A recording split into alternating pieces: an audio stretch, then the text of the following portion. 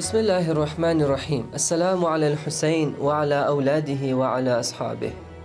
It's always good to remind ourselves of the wisdom behind certain practices, especially when they become a routine and are at the risk of becoming empty rituals. Mourning for Imam Hussein can lead to spiritual growth and taqwa, and has been recommended immensely because of the special effects it has on a person and on the society as well. The wisdom behind crying for Imam Hussein includes an akhlaqi dimension as well as a social dimension. So let's look at each of these in turn. Firstly, the akhlaqi dimension. In our Shia tradition, when we talk about crying, we mean a crying that has value, a crying that results in the growth of our soul, and a crying whose root is knowledge. In light of this, crying over Imam Hussein can be because of our grief for losing the true lover of Allah, who is the manifestation of divine attributes. The believers enjoy divine breezes through such a personality.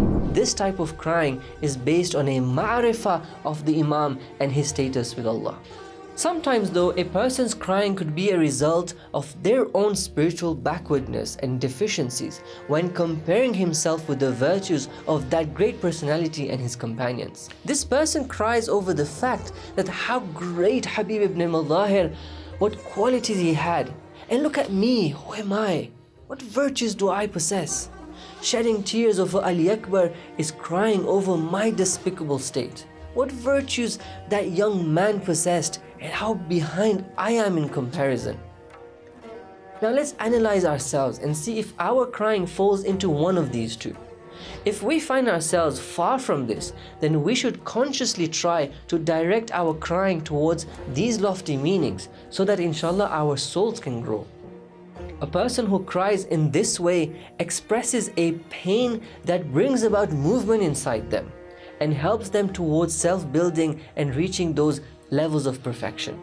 The second dimension is the social dimension. If the weeping over Abu Abdullah al-Hussein is based upon knowledge and includes the ethical dimension of this movement, then after causing an inner transformation within a person by making them reflect and reconsider their own moral traits, it will eventually provide the grounds for social changes and building a society in line with the transcendent goals of Islam. When we realize why and how Abu Abdullah started this revolution, and then with this understanding we bring from within a result of these tears, this inner revolution will extend itself to the society.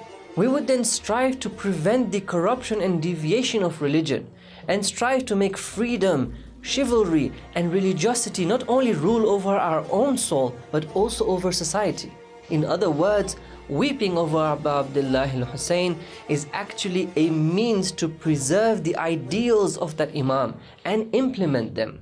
And in this way, we can confidently claim that one of the wisdoms of weeping over Imam Hussein is to build a society based on the model that he presented. Perhaps this is what the famous axiom is referring to. إن الإسلام بدؤه محمدي وبقاؤه حسيني.